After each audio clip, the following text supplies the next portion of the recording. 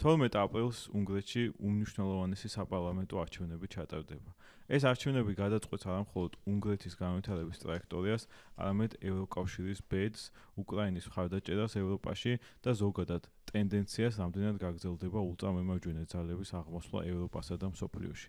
ამ საკითხზე და უნგრეთის არჩევნების გავლენაზე დანარჩენ მსოფლიოზე ვისაუბრებთ ჩვენს მთავარ რედაქტორთან ზაზა აბაშიძესთან და ჩვენს სტუმართან და უნგრეთის ძალიან კარგ მცოდნესთან ხატია დავლიანიძესთან ერთად. დროებით ჩვენს პოდკასტში ამონაწილეობს აკაზარკო, რომელიც საქართველოში არ იმყოფება, მაგრამ მისი ჩართულობა გაგრძელდება რა თქმა უნდა სხვა ეპიზოდებში. ზაზა, ხატია მოგესალმებით და ალბათ უნდა დავიწყოთ საუბარი იმაზე, რამდენად მნიშვნელოვანია ეს არჩევნები ევროპისთვის და ზოგადად მთელი მსოფლიოსთვის, ხო? მოგესალმები გიორგი, ხატია, ესეთი დრამატული და სერიოზული შესავლის მე ცოტა უფრო ისე მარტივად ჯერ ვიტყვი, რაზე გვექნება დღეს საუბარი. დღევანდელ პოდკასტში მსმენელები და მაყურებლები გაიგებენ, ასე ვთქვათ, უნგრეთის ბოლო წლების ისტორიას ურბანის ხელახალი გაპრემიერებიდან დღემდე, რითიც ჩვენ ალბათ შევეცდებით რომ ავხსნათ არჩევნების კონტექსტი. ვინც არის ის შეგვიძლია შევახსენოთ, რომ 2010 წლიდან ვიქტორ ურბანი ხელმეორედ გახდა უნგრეთის პრემიერი, ასევე შევეცდებით მისი მთავარი კონკურენტის პიტერ მადიარის, ასე ვთქვათ, რაღაცა პოლიტიკური შტრიხების გამოკვეთას და გარდა ამისა არჩევნებში, რომელიც სულ რამდენიმე დღეში იქნება, მნიშვნელოვანია საარჩევნო სისტემა, ვინაიდან აქ ძალიან ბევრი ისეთი მნიშვნელოვანი დეტალია, რამაც შესაძლოა განაპირობოს არჩევნების ბედი. ეს არის სამი თემა, რა თქმა უნდა, საგარეო პოლიტიკა, ეკონომიკა და ყველა სხვა მომიჯნავე საკითხები იქნება ჩვენი დღევანდელი საუბრის, ასე ვთქვათ, თემა.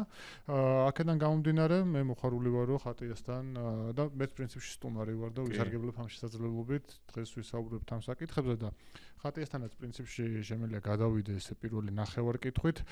სანამ მივადგებით აი ამ ყველაზე მნიშვნელოვან საკითხებს, სადაც დღეს მედიაში გვესმის როგორც ქართულში, ისევე საერთაშორისოში, დავიწყოთ საერთოდ აი ვიქტორ ურბანის პოლიტიკური, ასე ვთქვათ, ბიოგრაფიით. 2010 წელს იგი ხდება პრემიერ-მინისტრი და აქედან შეგვიძლია ვთქვათ, რომ იწყება უნგრეთის ხელახალი გადაკეთება.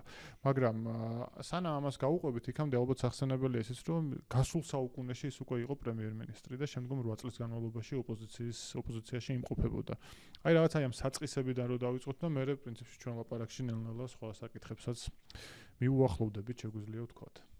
მოგესალმებით, მადლობა მოწვევისთვის პირველ რიგში. ვიქტორ ურბანს რაც შეეხება, იქამდე ვიდრე 2010 წელს ხელმეორედ გახდებოდა პრემიერ-მინისტრი, პირველად 1999 წელს მოიგო საპარლამენტო არჩევნები და ერთი ვადით იმყოფებოდა ხელისუფლებაში. საერთაშორისო და აღინიშნოს, რომ 2002 წელს, როცა სოციალისტურ პარტიასთან დამარცხდა, ერთ-ერთი მიზეზად დაასახელა ლიბერალური მედია. ჯერ კიდევ მაშინ გააშორა სურვილი ამას ეგრეთ წოდებული ლიბერალური მედიის შეზღუდვის, რაც მერე უკვე იკითხებოდა ეს სპარცულები. კი, იმიტომ რომ ხო, თავად დამნაშავედ სწორედ მედია მიიჩნია მაშინ. ერთი ვადის შემდეგ 8 წლის განმავლობაში ოპოზიციაში იმყოფებოდა, სოციალისტური პარტია იყო ამ პერიოდში უნგრეთის სათავეში და 2010 წელს როცა დააბრუნდა ხელისუფლებაში, ფაქტობრივად შეიძლება ვთქვათ, რომ აი ბიზნესად დაისახა, რომ ძალაუფლების შესანარჩუნებლად აბსოლუტურად ყველაფერი გაიკეთებინა და ეს გააკეთა კიდეც იმიტომ, რომ თან საკონსტიტუციო უმრავლესობა მოიპოვა და შესაბამისად ახალი კონსტიტუციის მიღების შესაძლებლობაც ჰქონდა, რაც 2011 წელს გააკეთა და მას შემდეგ უკვე პოლიტიკური ინსტიტუტები თანდათანობით დაუქვემდებარა სამთავრობო კონტროლს, რის გამოც 4-ჯერ მოიპოვა ზედიზედ საკონსტიტუციო უმრავლესობა. აქ პრინციპში შეგვიძლია ვთქვათ, რომ იგი არის ევროპის ერთ-ერთი ისეთი ყველაზე ხანგრძლივი მმართველი 2010 წელი, 2014 წელი, 2018 წელი და 22 წელი მისი ტრიუმფით, ასე ვთქვათ, მიმდინარეობს უნგრეთის პოლიტიკა და მას და მის პარტიას კონკურენცია ვერავინ ვერ გაუწია. აი ამ კონტექსტში მნიშვნელოვანია მართლაც და ქართულ ურბანს ისე და ამ ნაწილზე ალბათ გადავალთ ქართული კონტექსტიც გააჩნია ხო მისი ურთიერთობიდან გამომდინარე, მაგრამ ეხლა პირველად დამარტყა თავში მას და შევარდნაძეს თუ ქონიათ რაიმე ესეთი ოფიციალური მიმოწერა ან კონტაქტი ან სააკაშვილთან და ივანიშვილთან ვიცით აი შევარდნაძე არასდროს არ გვიხსენებია. თუმცა ეგ მერე იყოს ამ კონტექსტში მართლაც მნიშვნელოვანია აი ქვეყნის გადაკეთების და უნგრეთის შეცვლის თელი ეს პროცედურა.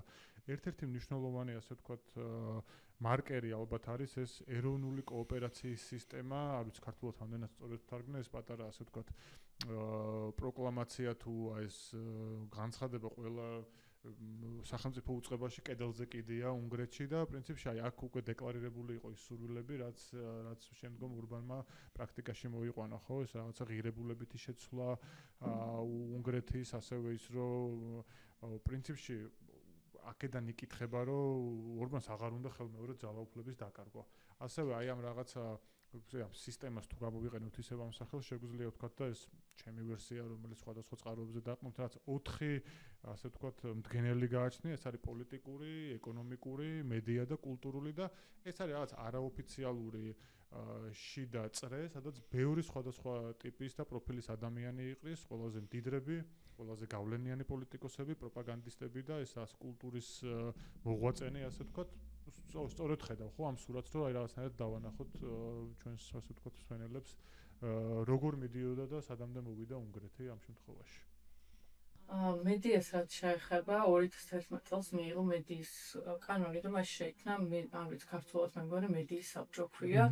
ეს არის ორგანიზაცია, რომელიც აკონტროლებს ყველანაირ მედია საშუალებას ქვეყანაში არსებულს და ესეთი ჩანაწერი არსებობს ამ კანონში, ამოწმებს რამდენად დაბალანსებულად აშუქებს ესა თუ ის მედია კონკრეტულ ამბავს. ოღონდ ეს გაურკვეველია, დაბალანსებული გაშუქება რა არის. ნუ დაბალანსებული რა თქმა უნდა იგულისხმება, რომ არ უნდა გააშუქოს რაღაც ისეთი ამბავი, ან ისე არ უნდა შეფუთოს რაღაც მოვლენა, რომ ამით ზიანი მიადგეს ორბანის პარტიას.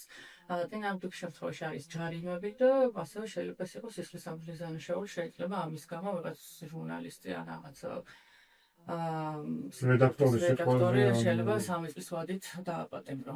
აქვე ჩვენ შეგვიძლია ვახსენოთ მედიაზე როდესაც ვსაუბრობთ, ეს შეიძლება რაც საქართველოს კონტექსტშიც საინტერესო იყოს. 2018 წელს ცოტა გადავხვდებით წინ, იქნება ასეთი პრინციპში სამთავრობო მედია კონგლომერატი, ინგლისური აბრევიატურით კესმა, სადაც ერთ ღამეში, ან დღეში, შეგვიძლია ვთქვათ 470 მედიას უფორმებენ აი ამ კონგლომერატს სრულიად უფასოდ, სრულიად ყოველგვარი ანაზღაურების გარეშე და ის ადამიანები, ანუ ეს ძირითადად დიდარი ადამიანები, ორბანთან დაახლოებული ადამიანები, ოფიციალურ მიზეზად აი ამ საჩუქრის ამბობდნენ, რომ მათ სურთ, რომ თავიანთი მედიის გაცემით და ამ კონტრიბუციით ქვეყანას დაეხმარონ აი ამ რაღაცა ღირებულებების შენარჩუნებაში და დღის წესრიგის შექმნაში და საბოლოო ჯამში ხა მედიაზე საუბრისთვის ეს მნიშვნელოვანი არის.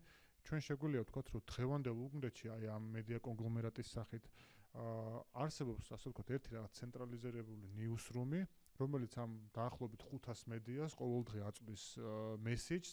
შეგვიძლია ვთქვათ, რომ ბუდაპეშტიდან დაწყებული რომელიმე რეგიონალური ქალაქით, არ ვიცი, დებრეცენიდან რომელიმე სოფლით დაწყებული, დამთავრებული, აი სოფლის გაძაც გულისხმობ, ყველგან ეს ერთი მესიჯი მიდის, ის რაც ფიდეშს და ის რაც ვიქტორ ორბანს აწყობს, ხო და აი ეს არის ასე ვთქვათ ის მედია გარემო, რაც მნიშვნელოვნად ხელს უწყობს გონე ვიქტორ ორბანის პროპაგანდის გავრცელებას. და ამავე პერიოდში ალბათაც უნდა აღინიშნოს ასევე არის, რომ მან შეცვალა საარჩევნო სისტემა და კიდევ უფრო მისთვის სასარგებლო გახადა, რადგანაც შემცირდა ჯამური რაოდენობა მანდატების და გაიზარდა წილი მაჟორიტარული მანდატების, ხო, რაც ასევე არის ეს ტურიანი ეს მაჟორიტარული მანდატები და უბრალო უმრავლესობით შეგიძლია ოლქის მოგება, ხო, ალბათ ესეც უნდა აღინიშნოს. მაგაზე მინდა რომ აი ხატია უფრო ისე თხოვოთ რომ დეტალურად აგვიხსნა აი რასთან გვაქვს საქმე, რადგანაც ძალიან მნიშვნელოვანი დეტალია და ხშირად ეს რჩებათ ხოლმე ასე ვთქვათ მიმომხილვებს და გარდა ამისა მე გიორგი მენდაშენ დაგვავიწყდა და შეგვიძლია ვახსენოთ რომ ხატიამ როგორც თავში ვთქვით ასე ვთქვათ სანამ შემოვიდოდით ეთერში და მისმა ორგანიზაციამ ძალიან კარგი ქართულენოვანი დოკუმენტი მოამზადა ამ არჩევნების კონტექსტში რომელიც ჩვენი ვიდეოს ქვეშ იქნებათ და შეუძლიათ ნახონ და იქ დეტალურად არის ასე ვთქვათ განმარტებული საარჩევნო საკითხები და აქვე ვისარგებლებ შემთხვევით და სულ ცოტა ხნის წინ მართვის მოდელზე რომელიც ვიქტორ ორბანს აქვს ჩვენც გავაკეთეთ ვიდეო ძირითადად აი ამ წიგზე დაფუძნებით როგორ ხდება დემოკრატიები და ეს ვიდეოც შეგიძლიათ ახლა ვინც უყურებთ ქვემოთ ნახოთ ეს ისე ჩართვისთვის და ხათი აი ამაზე აღარ შეგაწყვეტინებთ ხვალ პრინციპში ხვალ რო არჩევნები იყოს თქოს უნდა მეკითხა მაგრამ მართლა ხვალ არის მგონი არჩევნები აი რა სისტემა მოქმედებს რეალურად და მე გადავიდეთ სხვა ასე თქვა საარჩევნო სისტემა სადამ გადავალ ძალიან მოკლედ ვიტყვი მედიაზე რა სხვადასხვა დათვლით სხვადასხვა არასამთავრობო ორგანიზაციის დათვლით ისიც უნდა ვთქვათ რომ არასამთავრობო ორგანიზაციებს ძალიან შეზღუდული აქვს საქმიანობა იმიტომ რომ გასაგებია აგენტების კანონი არ არსებობს უნგრეთში, მაგრამ არსებობს სუვერენიტეტის დაცვის აქტი, რის გამოც ფაქტობრივად იგივეა. და სპეციალური სამსახური, სუვერენიტეტის დაცვის ოფისი ასე ქვია. და ფაქტობრივად იგივე უბრალოდ სხვა სახელი აქვს. და ამ ორგანიზაციების დაფრით დაახლოებით 80-85% უნგრეთში არსებული მედიების არის ორმოთან დაახლოებული პირების ხელში, მისი ბავშვობის მეგობრების, გარებიძაშვილების, მათ შორის ნათესავების ხელში შესაბამისად 2010 წლის მერე სწორედ მედია არის ერთ-ერთი მთავარი განმაპირობებელი, რის გამოც ის ხელისუფლების სათავეში არის ინარჩუნებს. კი, იმიტომ რომ აი მაგალითად ბუდაპეშტი, ну, რა თქმა უნდა, როგორც წესი დედაქალაქ ყოფს ოპოზიციურად არის ხოლმე განწყობილი და ბოლო ზედიზედ სამი საპარლამენტო არჩევნების შემთხვევაში ფიდეშის რეიტინგი ძალიან დაბალია დედაქალაქში. შესაბამისად ეს სამთავრობო პროპაგანდა მედია საშუალებები ეს არის ძირითადი წყარო, რითიც პატარა ქალაქებში, სოფლებში იღებენ ინფორმაციას აღურჩევლები შესაბამისად, რასაც ფიდეში რა ინფორმაციასაც აწუდის ფიდეში იქ ცხოვრებ ადამიანებს, იმის მიხედვით იღებენ გადაწყვეტილებას შესაბამისად ოპოზიციის მხარდაჭერა ძალიან დაბალია ასეთ რეგიონებში. უნდა იქ ინფორმაციის, ასე ვთქვათ, მისვლა-მოსვლა და ცვალებადობა ბევრად უფრო ისეთი შეზღუდული არის დედაქალაქიდან განსხვავებით, მაგრამ რა კი ეს საკითხი ახსენე, მაშინ ცოტა გადავწიოთ საარჩევნო სისტემა, იმიტომ მნიშვნელოვანია და ეს შეიძლება ბევრი სხვა ქვეყნის რაღაცა მაგალითაც ასახავდეს, ერთი ყოველ შემთხვევაში მახსენდება, არ დავასახელებ ახლა, ადამიანები, აი მაგალითად, როდესაც შენი თანასოფლელი ხდება მილიარდერი, ან როდესაც მამაშენ ვიქტორ ურბანის მამა მაგალითად არის ძალიან მდიდარი ადამიანი, რომელიც სახელმწიფო კონტრაქტებს იგებს. ასევე უნგრეთის ყველაზე მდიდარი ადამიანი წინასწარ ვიხდი, კარგად ვერ გამოვთქვა უნგრულ, ასე ვთქვათ, პრონანსი არ არის ძლიერი მხარე, მაგრამ მესზაროსი არის, ხო, მე მგონი, რომელიც ხო მესზაროში, რომელიც ასევე აი ამ ეს არის ყველაზე მდიდარი უნგრელი, რომელიც ასევე კესმა, როდესაც ვახსენე ეს მედია კონგლომერატი, იქაც პრაქტიკულად ვთქვათ, რომ ერთ-ერთი მთავარი ადამიანი არის. ანუ ჩვენ გვაქვს სიტუაცია, სადაც ბავშვობის მეგობარი, რომელიც უბრალოდ რაღაცა გაზზე მუშაობდა, ასე ვთქვათ, რაღაც ამ იმაში იყო სოფელში თუ სხვაგან ქალაქში ხდება მილიარდერი, სხვა ადამიანები, ვინც სტუდენტობის მეგობრები ხდებიან, ძალიან მდიდრები, მამამისი არის ძალიან მდიდარი. ეს არის ხო? აი მაინტერესებს სახელმწიფო ტანგარებს იგებს, რაღაცა ანუ ტყუილად არ გამხსენებია ერთი ქვეყანა, რომლის სახელიც ახლა კი დამავიწყდა, მაგრამ ეს არის არა, სხვათაშორის ეს სოფლის ამბავი ძალიან მსგავსი არის. ეხლა არ დავასახელებ იმ სოფლს რა მაგალითიც ჩვენ გვაქვს. მაგრამ აი იქაც არის ეს, რომ იქ ცხოვრებ მოსახლეობა, სადაც მსგავსი სახურავები აქვს, გალავნები, ქუჩის განათებები, მოწესრიგებული. ურბანის სოფელთან ფელდშუტი ქვია ქართულად, არ ვიცი ესე იკითხება.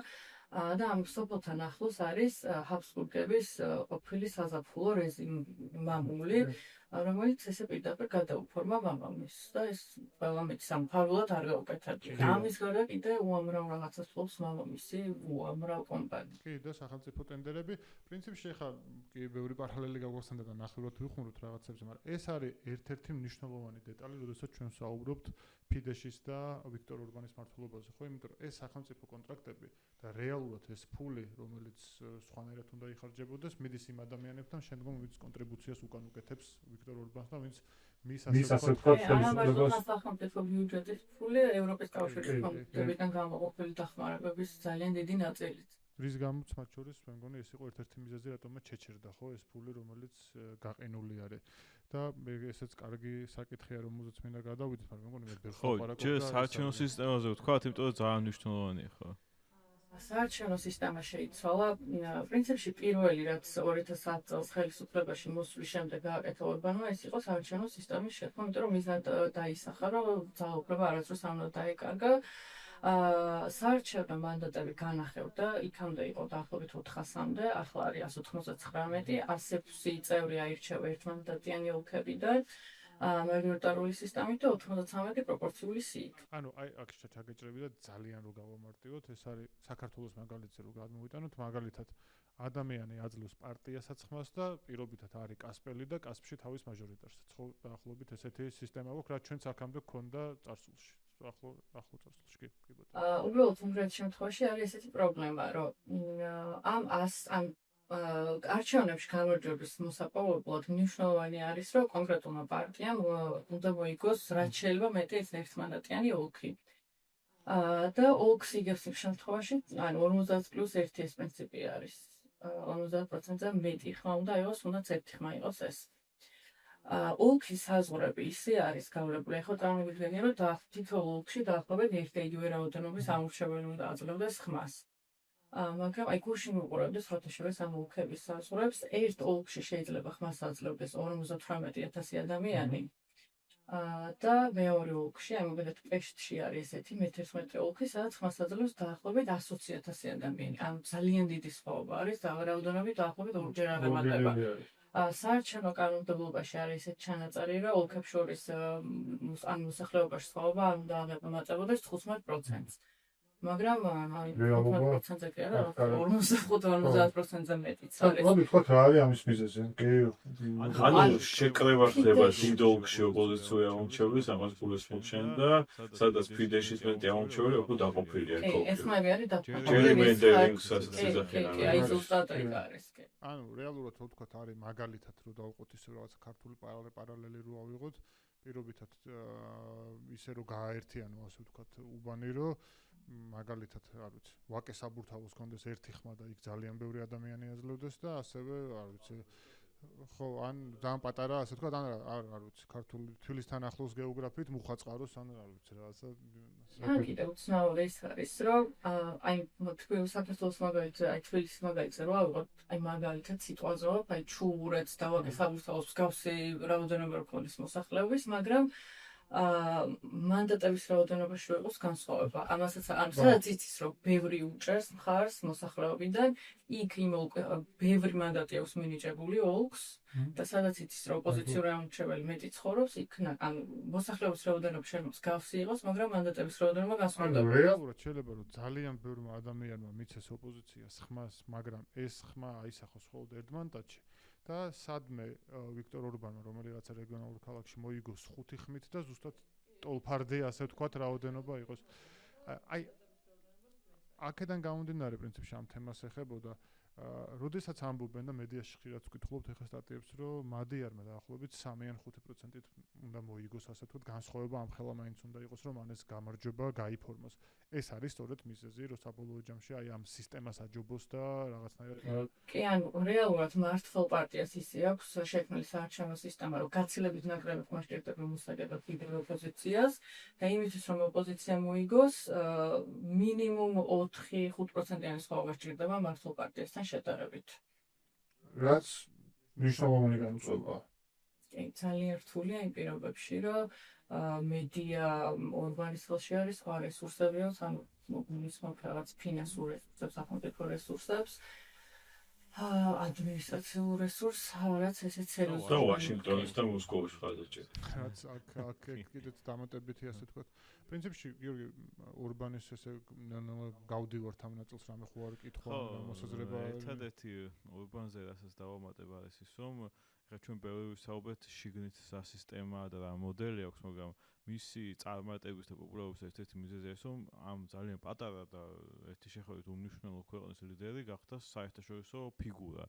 რადგანაც ის აღმოჩნდა რაღაცა ულწამემარჯვენე პოლიტიკის ტრენდის დამწყებით ერთგვარი და ამ მოძრაობის ერთ-ერთი ლიდერიც. ხო, ამის ერთ-ერთი მიზეზი არის ალბათ სირიიდან მიგრანტების ნაკადის წამოსვლა ევროპისკენ სირიის სამოქალაქო ომის შემდეგ და მაშინ უნგრეთი იყო ერთ-ერთი ქვეყანა, რომელსაც არც ერთი მიგრანტი არ მიიღო და ამაზე ააგო საერთოდ მან თავის პოლიტიკა და მერკელის კრიტიკაზე და გერმანიის კრიტიკაზე და ამის შემდეგ ის იქცა ამ რაღაც ნაციონალიზმის ანტიმიგრაციული პოლიტიკის სიმბოლოდ და გახდა პოპულარული მთელ ამ ულწამემარჯვენეების ინტერნაციონალში პოლონეთიდან ამერიკის შეერთებულ შტატებამდე და ნუ მართლა წარმოუდგენელი იყო შარშან წინ ამ ამერიკის წინასაარჩევნო კამპანიაში ტრამპი ტრაბახობდა, რომ ორბანს უყვარვარ და ხარს მიჭერსო და დარწმუნებული ვარ, ისეთ შტატებში ქონა შეხვედრები, ორბანი განაგონი არ ქონდა იქ არავის ვინ არის, მაგრამ როცა დონალდ ტრამპი თulis რომ შენ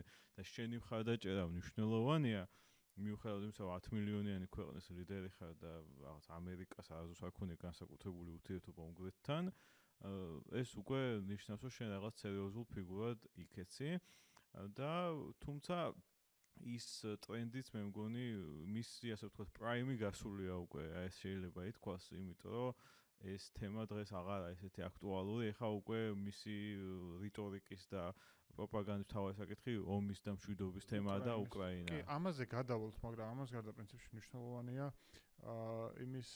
იმაზე საუბარიც, რომ რეალურად რა სტრუქტურა რა არის ვიქტორ ურბანის აი ამ პროპაგანდის და აი ამ რაღაცა საარჩევნოდ გამოყენება. პრინციპში საარჩევნოდ მუდმივად იყენებს. ხო, ერთ-ერთი შიდა მტერი უნდა ყავდეს და ეს ფიგურა დიდი ხნის განმავლობაში იყო ფერენც გიურჩანი, ხო, ყოფილი პრემიერ-მინისტრი. და ჯორჯ სოროსი მაინც მე მგონია შიდა და გარემტრის კარგი ჰიბრიდი არის.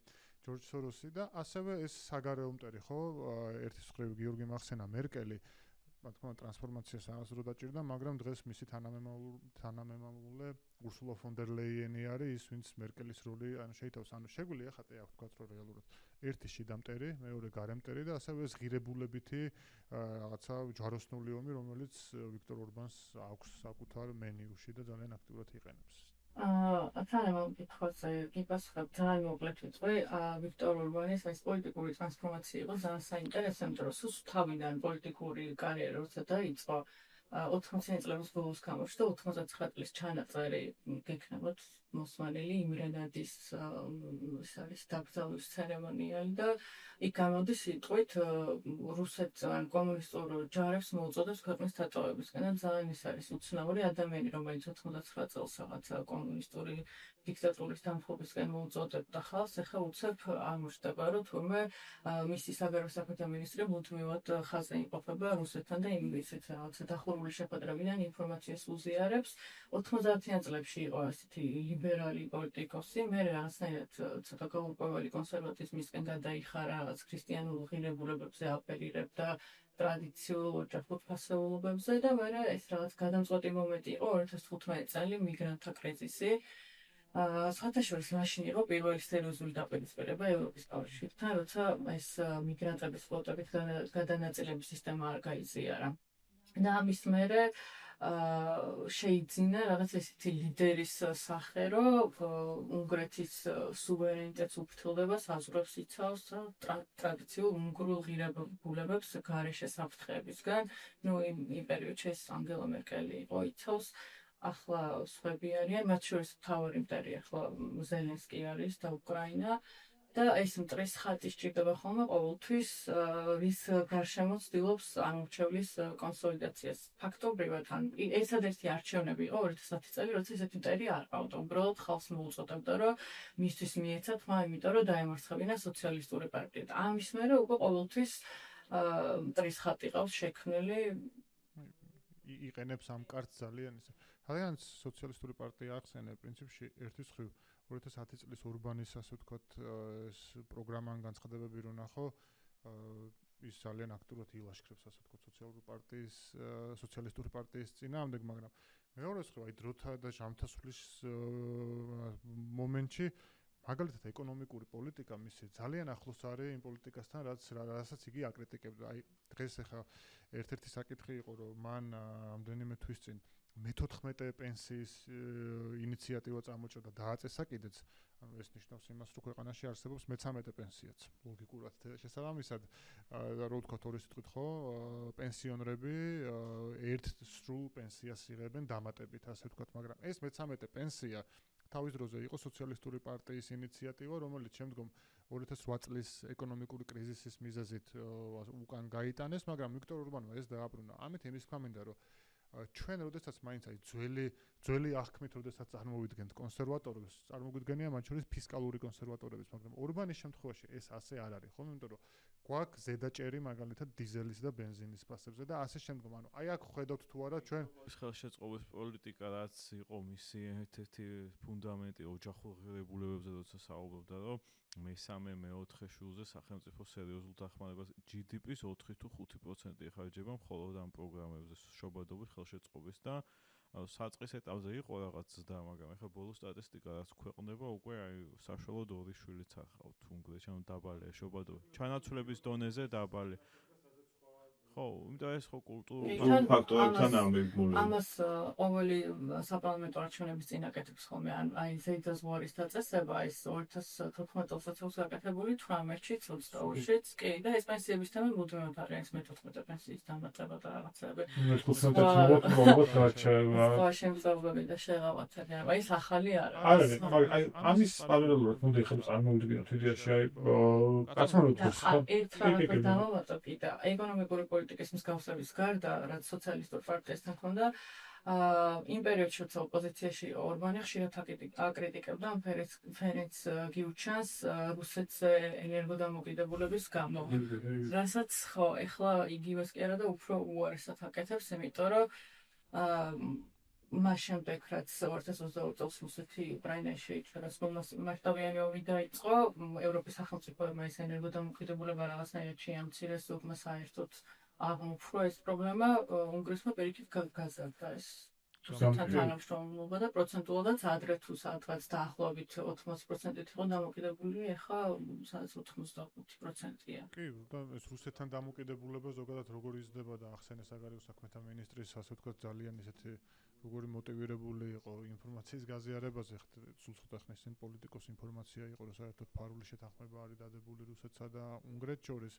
და ჩვენ საუბრობდით, ასე ვთქვათ, ამ ეკონომიკურ საკითხებზე და ერთის მხრივ შეიძლება, როდესაც ხარ წარმოვიდგინოთ საშუალო სტატისტიკური უნგრელი ცხოვრობ სადმე, სიტყვაზე, არა მაინც და მაინც ბუდაპეშტში და შენ იღებ დამატებით პენსიას, შენ იცი რომ მაგალითად საწვავი არ ძვირდება, სოციალური შემწეობები გაიზარდა და ეს თითქოს არის ერთის მხრივ ძალიან ისეთი ხო მიმზიდველი იდეა, რატომ უნდა მიცე ვიქტორ ორბანს, ხო, მაგრამ მეორეს მხრივ ეს პოზიტივი არსებობს თუ არა მთლიანად უნგრეთის ეკონომიკაზე, იმიტომ რომ იგივე ინფლაცია, კორუფცია და სხვა მაჩვენებელი მე კი ვიცი, მაგრამ მაინც ესე გკითხავ და შენს ნაშრომშიც გიწერია, რა ვითარება ამ მხრივ უნგრეთში, ანუ თუნდაც აი ინფლაციის კუთხით, კორუფციის კუთხით და სხვადასხვა ამ ეკონომიკური, ასე ვთქვათ, როგორც ხმები მოდის გამოწვევები არსებობს, შეგვიძლია ვთქვათ, ეს მიუხედავად იმისა, რომ ორბანი მოსახლეობას არ წმობს, რომ ძალიან კარგად ცხოვრობენ, ბედნიერები არიან, მათი კეთილდღეობა ყოველდღიურად იზრდება, ნუ ციფრებს რო უყურებთ, ფაქტია, რომ უნგრეთი ევროპის კავშირში არის ერთ-ერთი ყველაზე ღარიბი სახელმწიფო, ინფლაციის დონით პირველ ადგილას არის უკვე ბოლო 2 წლის განმავლობაში. უმუშევრობა მაღალი არის ძალიან და ესეთი მნიშვნელოვანი ეკონომიკური პრობლემების წინაშე არიან უნგრელი მოქალაქეები. ხო, ანუ ეს არის თითქოს ამ დედაზღვარის დაწესებას რაც შეეხება, მოკლევადიან პერსპექტივაში რაღაც გავლენა აქვს რა მოსახლეობის კეთილგანწყობას იმსახურებს, მაგრამ გრძელვადიან პერსპექტივაში მე ეს დეფიციტს ქმნის და კიდევ უფრო შორეულ პერსპექტივაში ან კონკრეტულ პროდუქტზე ფასი იზრდება. ჩვენ ბევრჯერ გავუსვით ხაზი საქართველოსთან მსგავსებას, ერთი საკითხი ასევე არის ეს არაბული ინვესტიცია და Eagle Hills-ის პროექტი, რომელიც ბუდაპეშტშიც იყო დაგეგმილი. და ბუდაპეშტ ოპოზიციონერი მერი ხავს უკვე მეორე ვადით, სხვათა შორის ბოლო არჩევნები 400 ხმით მოიგო მხოლოდ და ძალიან გაუმართლა, ასე ვთქვათ. და მოკლედ ეს ოპოზიციონერი მერი და ოპოზიცია კატეგორიულად ეწინააღმდეგებოდა ამ პროექტს. პროექტის ნებართვა და ეს არქიტექტურული უზრუნველყოფა ცენტრალურმა მთავრობამ გააკეთა, იყო რა თქმა უნდა კორუფციის რისკები და ის კრიტიკული ხაზები, რაც დღეს საქართველოში არსებობს ამ პროექტთან დაკავშირებით, უნგრეთშიც დაახლოებით იგივე იყო და საბოლოოდ აქციების და მერიის წინააღმდეგობის გამო ეს პროექტი ჩაიშალა. ის ტერიტორია, რომელიც ამ კომპანიისთვის უნდა გადაეცათ რეკრეაციულ ზონად გადაკეთდება და ამას ბუდაპეშტის მერია მიხედავს, ამიტომ აი ესეთი მსგავსებებიც არსებობს საქართველოსთან, ამის თქვა მინდოდა. კი ბატონო, მივიღოთ როგორც ფაქტად დამტკიცებულება და მსგავსება ცენტრი. ეხლა ალბათ და რაშიც მსგავსება არ არის ეს ოპოზიცია. სამწუხაროდ მე როგორც ხედავ, ეს არის ოპოზიცია. მსგავსება ალბათ მე მგონი გაგაწყვეტინა გიორგი მე. მსგავსება არ არის, იმიტომ რომ აქ ჯერ ერთი მსგავსება არის იმაში, რომ ოპოზიციით გადაღლა იქაც იყო, მაგრამ განსხვავებით საქართველოსგან იქ ახალი ძალა გამოჩნდა, რომელმაც ის წინა ოპოზიციური პარტიები ჩაანაცვლა, მაგრამ მათი ელექტორატის უდიდესი ნაწილი მან წაიყვანა და ალბათ ამ ადამიანზე უნდა ვისაუბროთ, ის სახელია პიტერ მადიარი, რომელიც ამ ფიდესის წიაღიდან მოდის მაგრამ აღმოჩნდა ის ეფექტური ლიდერი, რომელმაც კონსოლიდაცია მოახდინა არა ოპოზიციური პარტიები მანამდეც გაერთიანებულან უნგრეთში, მაგრამ ამას შედეგი არ მოახდინა. ამან მოახერხა ის, რომ ელექტორატი გააერთიანა რაღაც ახალი იდეოლოგიური ახალი ბრენდის ქვეშ, ახალი იდეოლოგიური კოლგის. მე მგონი უფრო ბრენდის ქვეშ ვიდრე იდეოლოგიური კოლგის ქვეშ შეგვიძლია თქვა. კი, შეიძლება და ეს აღმოჩნდა ეფექტური, იმიტომ რომ მან უკვე მიიღო მონაწილეობა ერთ არჩევნებში, ევროპარლამენტის არჩევნებში მეორე ადგილზე გავიდა, 30%-მდე აიღო და ხატია ვინა გკითხოთ, ვინ არის პიტერ მადიერი და რატომ მოახერხა მან ის, რაც მანამდე სხვა მორავინე. მაგრამ სანამ ხატიასთან გადავალთ, მაინც ჩვენ შეგვიძლია ვთქვათ, რომ ზოგადი ცნობები ვთქვათ პიტერ მადიერზე, რომ ეს ადამიანი არის 45 წლის. პრინციპში მისი გამოცდილება არის როგორც დიპლომატიური, ისევე კერძო სახელმწიფო, ასე ვთქვათ, კომპანიების მაღალ პოსტებზე გაუტარებია დრო. ასევე ერთი მნიშვნელოვანი დეტალი არის ის, რომ იგი არის იუსტიციის ყოფილი მინისტრის მეუღლე, იუდით ვარგა. და ეს მნიშვნელოვანი ეს სახელდაგვარი აქ უნდა დავიმახსოვროთ, რადგანაც ხატია გვეტყვის, რატომ გახდა მნიშვნელოვანი მის პოლიტიკური კარიერისთვის და შეგვიძლია ვთქვათ ასევე, რომ პიტერ მადიარი და მისი მეუღლე იყო იდეალური poster boys რო ეძახიან ან poster families უნგრეთისთვის, იმიტომ რომ ორი ახალგაზრდა წარმატებული ტრადიციული კონსერვატიული ღირებულებების მატარებელი ადამიანი, რომელიც ერთის მხრივ არის, ასე ვთქვათ, დიდარი, ძალიან კარგი სანაცნობო წრეყავს, მაგრამ არის ქრისტიანული ღირებულებების და იგი იცავს უნგრეთს რაღაცა ბრიუსელთან ბრძოლაში. ანუ პრინციპში ძალიან კარგად ასახავდა ეს ამ წვილის არსებობა ფიდეშის მთელი ამ წლების განმავლობაში წარმოებულ პოლიტიკას, თუმცა დგება 2024 წელი და მოულოდნელად პიტერ მადიარი, რომელიც მათ შორის ახლა ძალიან დიდი ცნობადობა მას არ ჰქონია, მიდის ოპოზიციურ YouTube არხზე, თუ არ პარტიზანი ქვია ამ არხს და იძლევა სკანდალურ ინტერვიუს, რომელსაც აბსოლუტურად არავინ არ ელოდება, მათ შორის ფიდეშის მომხრეებისა და მაღალი რგოლის ჩინოვნიკების ჩათვლით. აი რო გითხრა, ვინ არის, როგორც გიორგი მახსნა და იკითხა და რატო შვება ამას, ანუ საიდან იწყება ამ ადამიანის ლტოლვა საჯარო პოლიტიკის მიმართ ესე დამოუკიდებლად. მადიარი 22 წლის განმავლობაში იყო ფიდეშის წევრი, 2022 წელს გაწევრიანდა ამ პარტიაში და იმის მიერ სხვადასხვა ისეთ მნიშვნელოვან თანამდებობას იკავებდა, მათ შორის იყო უნგრეთის წარმომადგენლობაში ევროპის კავშირში, სხვადასხვა ახალგაზრდული ორგანიზაციების ხელმძღვანელი, მათ შორის უნგრეთის განვითარების ბანკის დირექტორის თანამდებობას იკავებდა და ასე შემდეგ, თუმცა თვითონ უნგრელებისთვისაც არ იყო ცნობილი ფიგურა. ტექნოკრატი იყო, შეგვიძლია ვთქვათ, რომ ვიდრე პოლიტიკური ფიგურა. და ცნობილი გახდა მას შემდეგ, რაც 2022 წელს აი სკანდალური ჩანაწერი გამოაქვეყნა. მათ შორის თავის თუმცა მაშინ არ იყო ოფილი, მაგრამ აქ მნიშვნელოვანია რა უძღოდა ამ ჩანაწერის გამოქვეყნებას. იქამდე ხდება მნიშვნელოვანი საკითხი. ჩანაწერის გავრცელებამდე უნგრეთში მოხდა ესეთი რაღაც, რომ მაშინდელმა პრეზიდენტმა კატალინოვაკმა შეიწყალა პირი, ბავშვთა სახლის დირექტორი და დირექტორის მოადგილე, რომელიც მე აღმოჩნდა სხვათა შორის ეს დამოუკიდებელმა საგამოძიებო პლატფორმებმა გამოიწვიეს ეს кейსი. აღმოჩნდა, რომ ყოფილმა პრეზიდენტმა შეიწყალა ეს ადამიანი, რომელსაც ბრალად ეკიდებოდა არასრულწლოვანთა მიმართ ძალადობის ფაქტების დამალვა. და ამ გადაწყვეტილებაზე პრეზიდენტის გარდა იყო მაშინდელი იუსტიციის მინისტრის ხელმოწერაც, რომელიც იყო მადიერის ყოფილი მეუღლე. მაგრამ იმ მომენტში მე მგონი მაინც ცოლი ჯერ კიდევ და ამ სკანდალის შემდეგ ბუდაპეშტში დაიწყო მრავალათასიანი საპროტესტო გამოსვლები და შედეგად პრეზიდენტმაც დატოვა თანამდებობა იუსტიციის მინისტრმაც, სხვათა შორის ეს იუდით ვარგა ითვლებოდა, რომ ფიდეშის ამომავალი ვარსკვლავი იყო.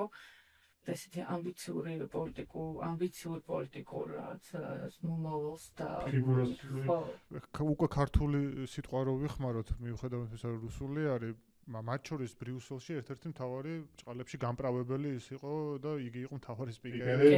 ამ შემთხვევაში მე სრულიად ჩამოცულდა პოლიტიკურ ცენას და მისი კარიერა. და ეს შემთხვევაც ხაზგასასმელია, იმიტომ რომ ერთის მხრივ ფიდეში და ვიქტორ ორბანი საუბრობენ ოჯახურ და ქრისტიანულ ღირებულებებზე და უცბად მოწმენდილ ცაზე ირკვევა, რომ ბავშვებზე არის ძალადობა და მას ხელს აფარებენ ვიქტორ ორბანის ძალიან მნიშვნელოვანი მაღალი თანამდებობის პირები. და აქ შემოდის ხო მე მგონი მადიარის ფიგურა, რომელიც ორი წამით გადახვდები წინ და ამბობს, რომ ქალებზე მოხდა ხელის შეწმენდა და ამის მოთმენა შეუძლებელი იყო, თუმცა რა ხდება, აი ასე ვთქვათ, ჩანაწერიც მნიშვნელოვანი არის რო ახსენებო. ქალებზე მოხდა ხელის შეწმენდა იყო, აი სხვათაშორის ეს ამბავი საპროტესტო გამოსვლები როცა დაიწყო ორბანმა თქვა რომ იყო ეს ტექნიკური პრობლემა და ხო ანუ განსაკუთრებული მნიშვნელობა არ მიუნჭები ამ ამბისთვის, რასაც მე ორი ისეთი მნიშვნელოვანი ფიგურის თანამდებობიდან გადაყენება ოკეი. და აი ჩანაწერის ნაწილი არის მნიშვნელოვანი და რა ჩანაწერი გამოაქვეყნა ამ შემთხვევაში მადიარმა და მე შემდგომ მისი პირველი ნაბიჯები ასე ვთქვათ პოლიტიკაში, აი რა ტრაექტორია არის აქ ასე ვთქვათ. ეს თავის ცოლის ჩანაწერი, რომელიც საუბრობს ამ შემთხვევაზე და მხოლოდ ამ შემთხვევაზე არა, იქ სხვა შემთხვევებიც არის და ასევე არის კორუფციული ღარიგებები, ორბანთან დაახლოებული პირების ეგრეთ წოდებული მფარველობა და ასე შემდეგ და ზუსტად ან მარტო იმიტომ რომ ამ შემთხვევაზე არ იყო ეს საუბარი და ეს ჩანაწერი გამოიწვია ესეთი საპროტესტო ტალღა დედაქალაქში. და ამის შემდეგ ხდება უკვე მადიარი პოპულარული აფუძნებს პარტიას, ტიზას, რომელსაც ესეთი იდეოლოგიურ ჩარჩოში ეს პარტია არ არის მოქცეული, ყველა მხრიდან ცდილობს ამორჩევლის მოზიდვას. თუმცა ევროპის სახალხო პარტიის წევრია. ევროპის სახალხო პარტიის წევრი არის. ხო, აქ ალბათ მნიშვნელოვანია ისეთ ძალიან ბევრი ძალიან საგულისხმო დეტალი იყო. პრინციპში ალბათ ისიც რომ მადიარი მიდის, ალბათ მადიარის რა განასხვავებს მას სხვა წარსულში იმყოფ სხვა ოპოზიციური ძალებისგან და ფიგურებისგან. ხო, ერთი ალბათ ეს პარტიზანის საკითხი რო ვახსენეთ, ის როდესაც მიდის ამ დამოუკიდებელ მედიაში, ეს უკვე სიმბოლო არის, რომ იგი ტოვებს ამ ფიდეშის და ორბანის კლანს, ხო, ასე ვთქვათ და იგი აღარ არის, ასე ვთქვათ, აი ამ მართველი ძალის წიაღში. აქედან გამოვიდა, რაც თითქოს ამის პოლიტიკური დეკლარაცია გააკეთა. მეორე, როგორც გიორგიმ აღნიშნა, რაღაც ტერმინი რო ვიხმაროთ, აი პოლიტიკურად უპატრონოთ და დაუბინავებლად დარჩენილი ელექტორატი, რომელიც ძალიან დიდი არის და პრინციპში ძალიან ფრუსტრირებულია, ხო? ეს ხალხი ნელ-ნელა ხდება პიტერ მადიარის ამომრჩეველი და ეს მთელი ეს პროცესი რეალურად ძალიან ცოტა ხნის წინ 2 წლის წინ არის დაწყებული და იგი მალევე ევროპარლამენტის არჩევნებში ტესტავს საკუთარ თავს და ძალიან კარგ შედეგებს ანახებს. და გარდა ამისა, რა განასხვავებს ალბათ მას სხვა ოპოზიციონერებისგან და საინტერესო იქნება ამაზე შენი მოსაზრება, არის ის, რომ ის არის ყოფილი ინსაიდერი. შესაბამისად, მის სიტყვებს აქვს უფრო მეტი ფასი. ეს არ არის ასე ვთქვათ, მადიარზე საუბრისას ჩვენ არ უნდა წარმოვიდგინოთ ადამიანი, რომელიც ორბანის საწინააღმდეგო მეორე ბანაკში იყო, პირობითად იყო ჟურნალისტი ან NGO-შნიკი ან რაღაც ასე ვთქვათ, ისეთი ლიბერალის ხატში ჩასმული პოლიტიკოსი, არა, ეს არის ადამიანი, როგორც ხატიამ აღნიშნა, რომელიც იყო ფიდეშის წევრი, რომელიც იყო აი ამ ძალიან დახურული წრის ერთ-ერთი ასე ვთქვათ თანამონაწილე და კონტრიბუტორი, შესაბამისად მის სიტყვებს ძალიან მნიშვნელოვანი ფასი აქვს. ხო, ის როგორ მუშაობს სისტემაში? ალბათ ამიტომაც იმსახურებს მოსახლეობის ასე ვთქვათ ნდობას, ხო, იმ ადამიანებისას, ვისაც ენდობენ. ხშირად მიფიქრი, აი, რატომღაც დღეს გადავეკიდე ამ იმას, მაგრამ ასახსნელად ვიხენებ ხოლმე ქართული პარალელები რა შეიძლება იყოს და ჩემთვის, რა თქმა უნდა, აბსოლუტურად ორი სხვადასხვა პოლიტიკური განვითარების მქონე ადამიანი და პროცესია, მაგრამ აი გიორგი გახარია შეიძლება პირობითად რომ წარმოიდგინო, რომელიც აქამდე იყო მართველი ძალის ისეთი უმნიშვნელოვანესი, იმაზე მაღალიც კი ვიდრე მადიარი მაგალითად ორბანისტვის და შემდგომ აი ეს ინსაიდერი გამოდის და ასე ვთქვათ საუბრობს იმ პრობლემებზე, რაც შეგნით არის. სწორედ ხედავ ხო ხატია ამ სურათს თუ ცოტა გადავაჭერბე მათ შორის ქართული ნაწილითაც. მადიარ პოპულარობა რამაც განაპირობა რამდენიმე მნიშვნელოვანი ფაქტორია, იმიტომ რომ ოპოზიციას გაერთიანების ცდილობა იქამდეც ჰქონდა. პირველი გაერთიანების ცდილობა იყო 2019 წელს ადგილობრივი შეერთებების არჩევნებზე, როცა საერთო კანდიდატები წარადგინეს ქალაქებში, მაგრამ მაშინ არ იყო ისეთი წარმატებული არც 2022 წლის საპარლამენტო არჩევნებზე, იმიტომ რომ გაერთიანდნენ ის პარტიები, რომლებიც უნგრეთის მოქალაქეებისთვის უკვე ის არის ძველ პოლიტიკურ ელიტას წარმოადგენს, მათ შორის სოციალისტური პარტია, რომელსაც ეხლა რაღაც 1%-იანი რეიტინგიც არ აქვს მე მგონი. და თან ძალიან განსხვავებული პარტიები იყვნენ. ხო, ანუ აი სოციალისტური პარტია და იობიკი მაგალითად, რომელიც იუანები კიდე იყო რაღაც დემოკრატიული კოალიცია, ხო, ანუ ერთმანეთსგან რა. იობიკი რაღაც მომენტში ფიდეშზე ბევრად ის იყო, რა ქვია, აგრესიული იმ პოლიტიკაშიაც ვექტორშიაც. ეს რა ულტრამემარჯვენია. იგი და ანტისემიტურის და ბევრი სხვადასხვა დეტალი ჰქონდა დასაწყისში. აი 2022 წელს, როდესაც პრემიერ-მინისტრობის კანდიდატი იყო ეს პეტერ მარკიზაი, უპარტიო კანდიდატი იყო, მაგრამ აი რაღაც ძალიან არაქარიზმატული ფიგურა, ხო? მე მგონი თავისივე მაჟორიტარული ოლქიც წააგო მაშინ. 2019 წელს მოიგო მერის არჩევნები. არა, 22-ში როცა იყო ენჯას სამარცხვინოა პრემიერული ადამიანი. კი, ასევე ერთი მსგავსება რაც უნდა აღინიშნოს გიორგი გახარიას ანალოგიაზე. არის რომ კი, რა თქმა უნდა, კაცრი ოპონენტია თავისი ვიზავის, მაგრამ ამ ზომიერების აღქმას ტოვებს, რაც მნიშვნელოვანია უსაფრთხო ალტერნატივის განცდას. მე მგონი მადიარმა ეს გაზარდა ესე. გაზარდა, მაგრამ მაინც ეს ძალიან მნიშვნელოვანია, იმიტომ თუ შენი ტარგეტია რომ გადაწყვეტილი ოპოზიციური ამომრჩეველი შენკენ წამოიყვანო, ეს მარტივია, უნდა აგინო ორბანს, მაგრამ თუ შენ გინდა ორბანს წავთან მხარდამჭერები, რაღაც საკითხებში მასთან მსგავსება უნდა დაანახო, მაგრამ თან უნდა არჩენო, რომ ის იმ ძირითად იდეებს ხალატობს, რომლის გამოც მას ადრე ისინი მხარს უჭერდნენ, ხო? და ეს ძალიან მნიშვნელოვანი დეტალია, იმიტომ რომ ის ხშირად აცხადებს, რომ უკრაინას იარაღს არ გაუგზავნის და ორბანის პოლიტიკას ამემართულებით გაიზიარებს. ხშირად ამ ომის და მშვიდობის თემაზე ცდილობს ძალიან ზომიერი განცხადებები გააკეთოს, რათა ხალხს არ შეუქმნას განცდა, რომ უნგრეთი ომში იქნება ჩართული, მაგრამ როცა საჭიროა იგივე იმ ლავროვის ჩანაწერების, იგივე ის 56 წლის თავის მარში როცა ქონდა ორივე პარტიას ეს ძოულად საქართველოში მედიებმა რო ვერ გაიგეს ვისი რა ის იყო რა ქვია მარში და ხანის დაწერეს ძალიან ანტირუსული გამოსვლები ქონდა, რაც ბუნებრივია, ხო? იცი რა, მე მგონი აქ უნდა დავყოთ, არ ვიცი ამდენად სწორად მემდია, რომ ერთია ანტირუსული და აქ უფრო დიდი სამოძრაო სივრცე აქვს მადიარს, მაგრამ მეორე მხრივ არის ევროკავშირი და ბრიუსელი, აქ ძალიან მოზომილი არის, ანუ ის არ არის ასე ვთქვათ რაღაცა ბრიუსელიდან ფოტოებს არდებს ესე რაღაც არ სარკისებრ არ აქვს რაღაცა პირდები არ იმეორებს იგივე სასაც ბრიუსელში ამბობენ მეტიც ახლა ძალიან კარგი ასე ვთქვათ პრაქტიკულ დონეზე რომ შეადარო ევროპარლამენტში რეზოლუციების დიდ ნაწილს საერთაშორისო პოლიტიკაზე ფიდეში და ტისა თანაბრად უჭერენ მხარს ანუ ერთი და იგივე მოსაზრებებით გამოდიან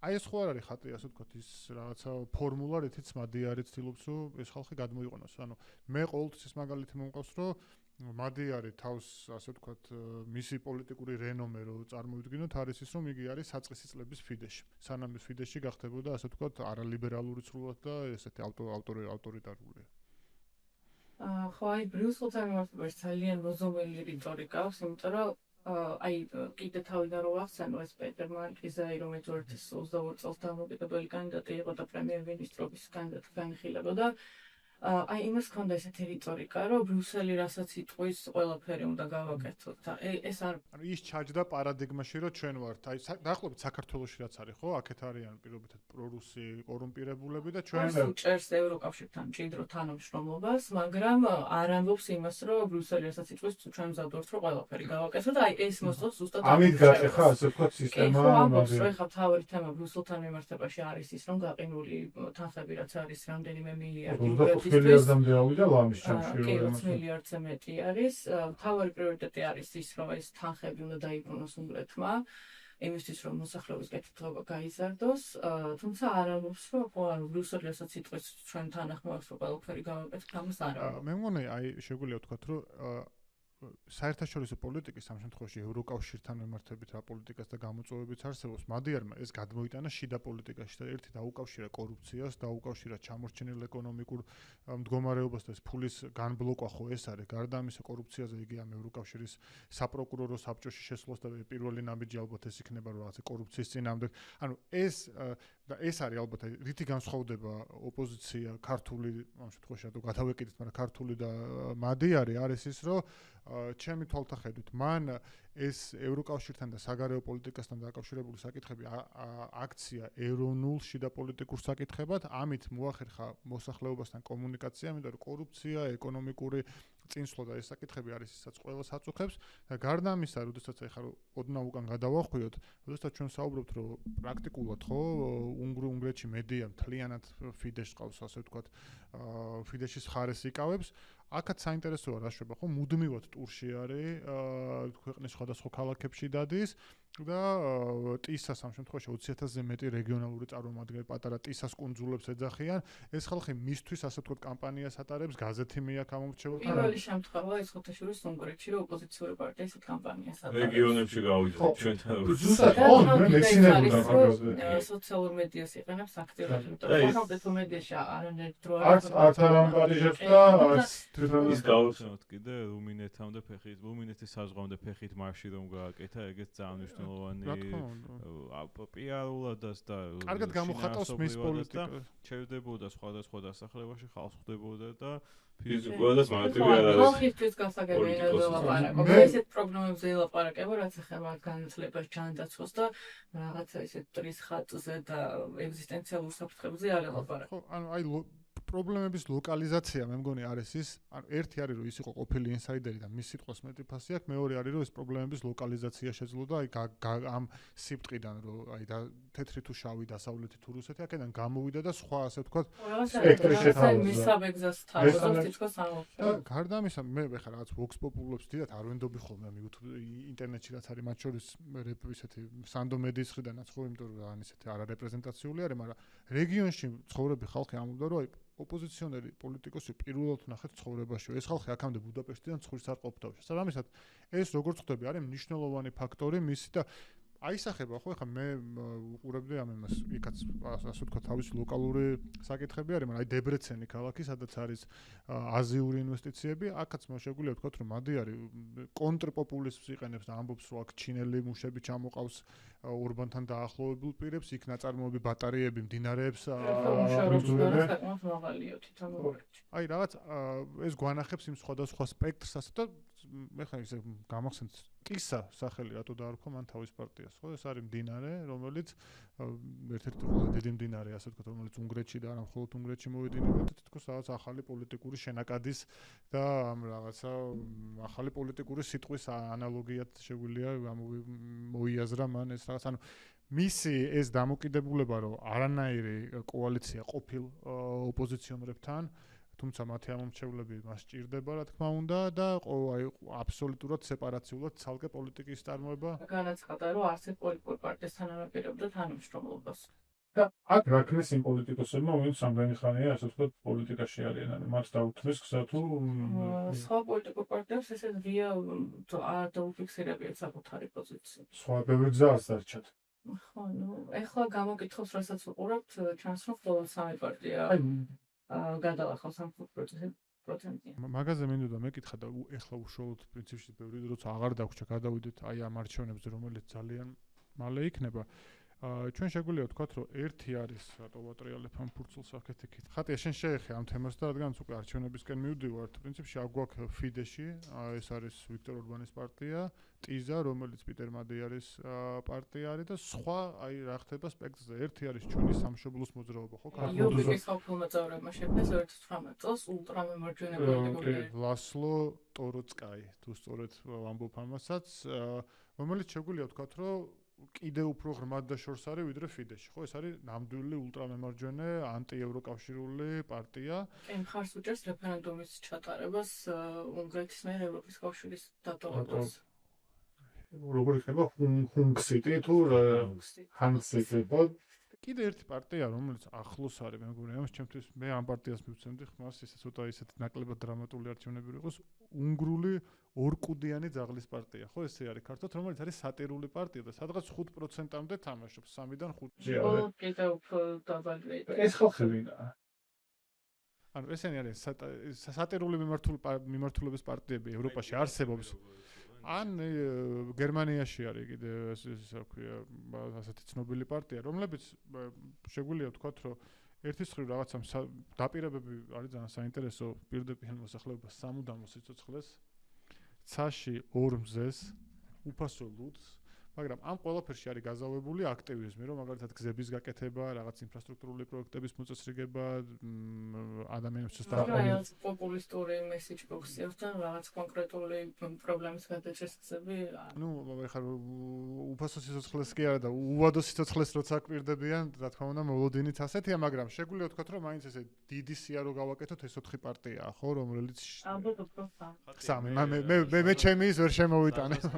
აი ჩვენი სამშობლოს მოძრაობაც საეჭვოა გადაალხოს თუ არა ბარიერს, მაგრამ აი, ეგ უნდა მეკითხა. გადაალხავენ ბარიერს, სად არიან, რომ ორბანს კოალიცია შეუქმნიან. თქვენ ანუ ეგ მინდოდა მეკითხა, რამდენად ახდენს საბოლოო შედეგზე გავლენას ესენი გადალახავენ თუ არა ბარიერს და მადიერს რა უფრო აწყობს, ამათ ვერ გადალახონ ბარიერი თუ გადალახონ. მე მგონი ფიდეშ ამათი ხმები უნდა ფიდეშის უფრო კარი იქნება, რომ გადალახონ, გადალახონ კი არა და გადალახოს ამ პარტიამ. ანუ ამან თუ ვერ გადალახა, რა ხმების დაიკარგება, ეს ხმები ფიდეშისთვის იკარგება, შეგვიძლია ეგრე. მე მგონი ესე ბეჭედ გააჩნია, რომ იქ საარჩევნო სისტემა ისეთი არის, რომ ბაზა ბიბლია ჭირდება მე განათლება გააკეთო, ამიტომ ესე ვერ იტყუპირდები.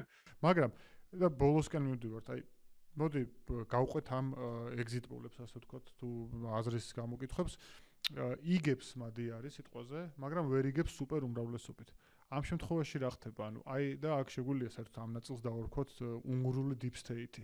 არის თუ იქნება თუ არა ეს რეალურად გამოწვევა მადიარისთვის, იმიტომ რომ ჩვენ ვიცით რომ პროკურორით, მედია კონგლომერატით, მოსამართლებით ის ხალხი ყველა ვიქტორ ორბანის ასე ვთქვათ ხო, მათ შორის ხო ყველა მნიშვნელოვან თანამდებობაზე ჩვენ გვხვდება ფიდეშის გავლენის ქვეშ ყოფი ადამიანი. ანუ ეს იქნება თუ არა ბარიერი მადიარისთვის.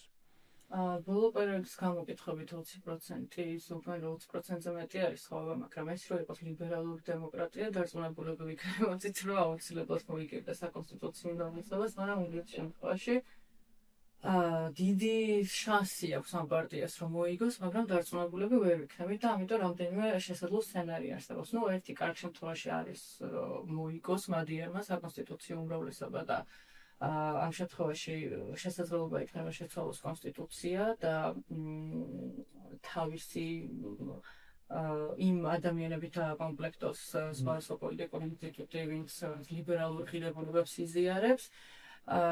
იმ შემთხვევაში თუ უბრალო უმრავლესობით მოიგებს, ფაქტობრივად შეიძლება ითქვას, რომ ხოლო ამით არაფერი არ შეიძლება, იმიტომ რომ ორბანის კადრები დარჩებიან მნიშვნელოვან თანამდებობებზე და ეს იქნება რაღაც მუდმივი დაპირისპირება ორბანის პარტიას და მადიარის პარტიას შორის, მუდმივად იქნება ეს კვლავ დაბლოკები, შეკერხებები და აკაც თქვა, რომ ბევრი რაღაცის სრულებას უნგრეთში ჭირდება 2/3, რაც ჩაკეტა ასე თქვა თავის დროზე ორბანმა შესაძლოა ცუდი სცენარის შემთხვევაში. თუმცა ეს გარკვეულწილად ცუდ შემთხვევაში კარგი ნაწილიც არის, სულ შეუძლია რაღაცა დააბრალოს მადიარმა ამ შემთხვევაში, რომ მე მინდა რაღაც გავუკეთო, მაგრამ ეს ხალხი რომელმაც არჩევნები წააგო, ასე თქვა, ბოლომდე არ მოძლევს ამის საშუალებას. ეს რაღაც ერთ-ერთი და მეცებში მესამე სცენარით შეიძლება არსებობდეს, რომ ორივე თქვას, რომ ორივე მოიგოს და მერე დაიწყება ალბათ ხმების თავიდან გადათვლა, რაღაც სამთავრობო კრიზისი, ქუჩაში გამოსული ხალხი. რეალისტურად ხედავ მაგ სცენარს, შეიძლება ეს ნახოთ. და რა შეიძლება ამ სურათში ვიყავი ამის დასასრულს ფიდეში იტყვის რომ მოიგო, იმიტომ რომ რაღაც გარე ძალები ჩარევის შედეგად დაკარგა ხმები, ბრიუსელის, ზენესკის ჩარევის ხმები და ასე შემდეგ. ტიზა იტყვის რომ თვითონ მოიგო და ეს ხელახალი დაცვის პროცესი არასასწორებო ორგანიზაციების ჩართულობა იქნება მნიშვნელოვანი და თქვენ ხმობთ პერვა. ეს სცენარს ვიტყვი კიდე. არის თუ არა სცენარი, როცა პროპორციულ ხმებით იგებს ტიზა, მაგრამ არა დიდი უპირატესობით, მაგრამ მეტ მაჟორიტარს იგებს ფიდესი, რადგან ცუდად ოლქები და ხაზური და ამის გამო მას აქვს უმრავლესობა. საერთო სისტემა ისეა შექმნილი ორბანის მიერ უნგრეთში, რომ პროპორციული სიით რომ მოიგოს ტიდან შეუძლებელია. ანუ ნებისმიერ შემთხვევაში არჩევნებში იგებს ის ძალა, ვინც ერთმანეთთან ოლქებში ხოლმე მაჟორიტარებში უნდა გაიმარჯვოს. კი, იმიტომ რომ იქ გამარჯვების საჭირო ხმები რაც არის, ის ემატება პარტიულ სიებს. ხო, აი ეს ძალიან მნიშვნელოვანი დეტალი არის რეალურად, რაც მე ფორმირებას ცხადყოფს საბოლოო ჯამში შედეგების და პრინციპში აქ უკვე ჩვენ დიდწილად აღწერეთ რა სურათი არის. შენი მოლოდინი როგორი არის, როგორც აი დამკვირვებლის, არა ამ შემთხვევაში საუბრობდით, ის შეიძლება იყოს, ეს შეიძლება იყოს, რა სურათი შეიძლება მიიღოს, შენ რას ვარაუდობ? ძალიან რთულია მესმის, იმიტომ რომ ერთი ხრი სამწუხაროდ არ არის ოპტიმისტურად განწყობილი, რომ აუცილებლად მადიარი მოიგებს. იმიტომ რომ ნუ როგორც ვთქვი, ნორმალური ლიბერალური დემოკრატია რო იყოს, თავისთავად მადიარი მოიგებდა, მაგრამ ყველაფერს გააკეთებს ორბანი იმისთვის, რომ ძალაუფლება შეინარჩუნოს. ამიტომ მე მგონი ძალიან საინტერესო. თან რამდენი დღეს დარჩა ამ დღეებშიც აქვს შეიძლება რამე სპეცოპერაცია დაგეგმილი ისეთი, როგორც ახლა სერბეთში. აქამდე ყველა წარმატებული არც ერთი არ გამოდგა ესე ვთქვათ.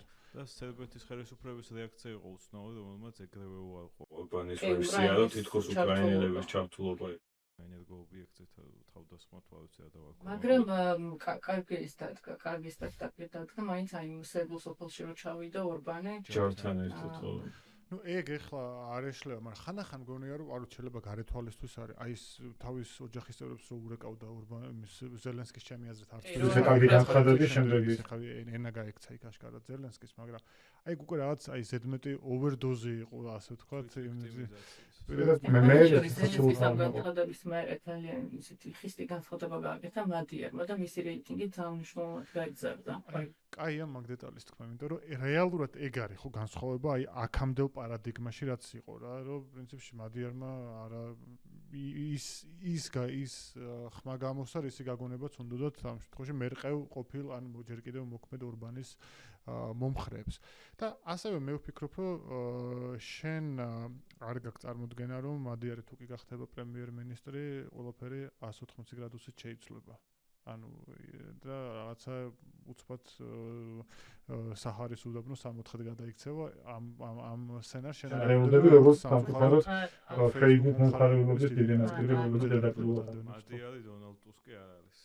პირდაპირ ვთქვათ, მიუხედავად იმისა, რომ ტუსკი მას ღია გუჩავს. საინტერესოა, პრინციპში ჩვენ შეგვიძლია ასე ვთქვათ, რომ პოსტსაარჩევნო პერიოდი იმდენად დრამატული შეიძლება იყოს, რომ მე მგონი ამ მეორე სერიის ჩაწერაც შეიძლება დაგვჭირდეს, იმიტომ ძალიან ბევრი საკითხი იყო.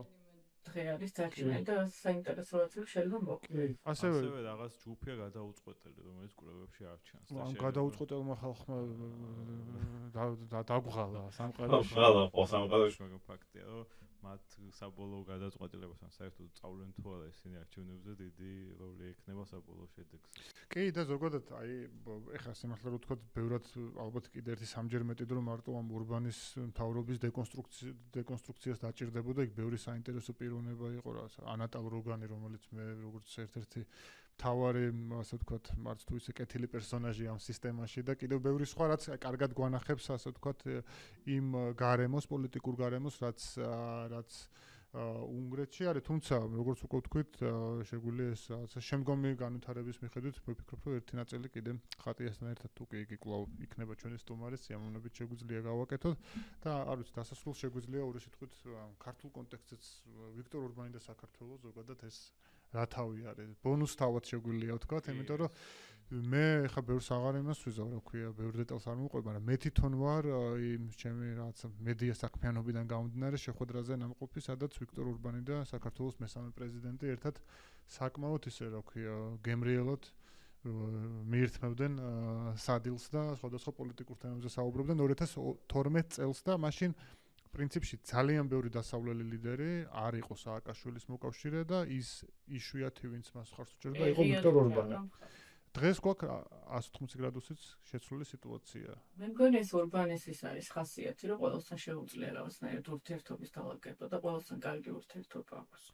მე მგონი დიდად არც აინტერესებს ხო ეს რაც იმ შემთხვევაში პრაგმატულად რაც მისთვის არის საქართველო არ არის ხა მისთვის ისე ღირებულებითი კავშირი არა აქვს ხო მას ხა მაგიტო თქვი რომ მართლა საინტერესოა შევარდნაძესთან თუ ქონდა რამე ასე ვთქვათ როგორც დღევანდელი პერიოდში არ იყო იმიტომ რომ 98 წლიდან მოვიდა ხელისუფლების სათავეში და შესაბამისად შევარდნაძესთან არანაირი გადაკვეთა არ იქნება. ნუ რაღაცა მილოცვის წერილი მაინც თუ იმოსკენით რო ვიპოვეთ ხო ხო, ეგ კარგი რაღაც გაიხსენე, იმიტომ რომ ეხლა ყველას ქართული პოლიტიკით ვინც არის დაინტერესებული, წინა ცხოვრებაშიც და 15 წლის წინათ შეიძლება გქონდეს განაგონი ორბანის საქართველოს კონტექსტშიც და ეხლა ხო 2012-ში მე მგონი სამჯერ ჩამოვიდა საქართველოში მიხეილ სააკაშვილის ხალხსაჯად. ბოლო შეხვედრა რაც იყო დინამოს სტადიონზე, იქ სიტყვით გამოვიდა და არა, იქ სიტყვით არ გამოსულობოდი, იქ სააკაშვილმა წაიკითხა მისი წერილი, სადაც ამბობს, სადაც ორბანი მიმართავს ქართულ ხალხს. აქამდე ბათუმში და ქუთაისში იყო და აეროპორტის გახსნა იყო ქუთაისის სტადიონზე. და მე ხდება ქართული რაღაცა შუალედია და მე ქართული ოცნების გაგრძელდება ევროპის სახალხო პარტიის კონტექსტში, ოსა სააკაშვილი წასულია ქვეყნიდან და ამ ევროპის სახალხო პარტიის კონგრესებზე სულ ერთად არიან, ერთმანეთს ხვდებიან და რაღაც ალბათ 17-18 წლის მერე უცებ იცვლება ყველაფერი. მე ესეც უფრო და უფრო პრორუსი ხდება ორბანი და მე უცებ მოულოდნელად იწყება ეს ქართული ოცნების და ორბანის დაახლოვება და ეხლა უკვე კომიკურობამდე ამისული ისო ყოველ სამთვეში ხვდებიან და ქართულ კერძოფროსტრა ტრადიციულ ქრისტიანულ ოტოშუის ღირებულებას ოტოშუის ეხლა ევროპის საბჭოს საპარლამენტო ასამბლეაზე და თვითმმართველობის ასამბლეაზეც ქართული ოცნება გახდა ამ პატრიოტები ევროპისთვის ჯგუფის წევრი, რომელიც დამფუძნებელი ერთ-ერთი ორბანიც არის. ხო, იცი რა, მე მაინც შეიძლება ამაზე კიდე ცალკე დიდხანს ვიკამათოთ, რომ სხვადასხვა არ მომწონს და შეგიძლიათ მესროლ თქვა, ასე ვთქვათ. მე არ ვეძახი და არც მომწონს ორბანს, ოდესაც ეძახიან პრორუს. არ არის ეს კაც რეალურად პრორუსი, ეს არის პროსათავისო პოპულისტი ადამიანი, რომელიც პრორუსი ჩემს წარმოდგენაში არის მაგალითად იგორ დოდონე. ან რომელიმე ასე ვთქვათ, აი მართლა ეს თუნდაც ხო, აი ისეთი რა ქვია, ძალიან ღიად მართული რაღაცა თოჯინა ხო, რომელიც პირდაპირ არის მიბმული ხელოვნურ კვებაზე, ამიტომ ვახსენებ მათ შორის ორბანს რაც აწყობს პრაგმატულად სააკაშვილი იქნება, ივანიშვილი იქნება თუ აქ არ ვიცი, იგორ გიორგაძე იქნება, სულ არ აინტერესებს ეგ ამ გვაქვს თორე ცალკე განზომილება ალიევის და ორბანის მეგობრობა ის აი შემდეგ ეტაპზე ცნობილი სკანდალი როცა უნგრეთში მოკლა აზერბაიჯანელმა სამხედრომ სომეხის სამხედრო და მერე ისო გადასცა ალიევს და მერე სომხეთმა საერთოდ დიპლომატიური ურთიერთობა გაწყვიტა და ცალკე განზომილება ისრაელის და უნგრეთის ურთიერთობა, იმიტომ უნგრეთი ყოველთვის ბლოკავს ევროკავშირში ამ ერთობლივ განცხადებებს ან რაღაც ზომებს. მისი ის არის რა ქვია. და ხატი აშენ ამბობდე. საინტერესო წიგნები 2021 წელს გამოვიდა, ხე ზუსტად არ მახსოვს სათაური არც ავტორი არ მახსოვს. თუ მე რო გვეტყვი ლინკად დავდებთ. მეგონი საინტერესო იქნება მსმენელისთვისაც ორბანის ბიოგრაფია არის და იქ ავტორი წერს, რომ ანუ აღწერილია რამდენად უყვარს ეს ძალაუფლება და რაზეა წამსვლელი იმისთვის, რომ შეინარჩუნოს ეს პოლიტიკური ძალაუფლება და იქ ერთ-ერთ თავში ამბობს ავტორი, რომ ლიბერალური დემოკრატია რო იყოს აღმავლობის ხანაშიო, აუცილებლად ლიბერალი იქნება და ამ ნებისმიერ იდეოლოგიას მოერგება, იმიტომ რომ უბრალოდ ხელისუფლების სათავეში. ხო, ეს ჩაციკლა არ აქვს რა აუცილებლად რაღაც ის უნდა იყოს ან ულტრამემარჯვენე ან რაღაცა პრორუსი. მე მგონი ყველაზე კარგი შეფასება არის რეალურად არანაირი ღირებულებით ესეთი მყარი საფუძვლები არ არის და შეგვიძლია აქ ესე შესანიშნავად ამ ნოტაზე დავასრულოთ და ვიფიქროთ შემდგომ იმაზე რა. მადლობა მოუხდოთ მაყურებელს ჩვენი მოსმენისთვის და ყურებისთვის და კიდევ ერთხელ მოუწოდოთ რომ გამოიწერონ ჩვენი YouTube არხი, სხვა სოციალურ ქსელებშიც გამოიწერონ ჩვენი გვერდი და გააგრძელონ ჩვენი ყურება და უკანა ტერიტორიას შემდეგ ეპიზოდებში, რა თქმა უნდა, ამ თემაზეც ვისაუბრებთ, ძალიან საინტერესო იქნება რა შედეგით დასრულდება, ხო, ეს არჩევნები. ალბათ სავარაუდოდ შემდეგ რაღაც სერიაში უკვე ვნახავთ რა შედეგი იქნება და მისი მიმოხილვა უფრო იქნება ჩვენი ფოკუსი. იქამდე კი მეც ვიტყვი, რომ განსაკუთრებით ამ სიტუაციაში, როგორც იმ კამერაზე ვიმუშავებ, განსაკუთრებით ამ სიტუაციაში მნიშვნელოვანია, რომ გამოიწეროთ რეალ პოლიტიკა, ხარი დაგვიჭიროთ, გადააზიაროთ, კომენტარი დაგვიწეროთ, ასევე თუ კი რამე თემა ან სტუმარი, რომლის ხილვაც ამ პოდკასტში გსურთ, გიორგი და აკა სიამოვნებით გაითვალისწინებენ და კვლავ წაიკითხეთ ის დოკუმენტი, რომელიც ხატიამ გამოაქვეყნა, ძალიან საინტერესო არის, კარგად დაგანახებთ იმ სურათს, რაც უნგრეთში არის, განსაკუთრებით ბოლო წლებში შექმნილი. მადლობა და შეხვედრამდე.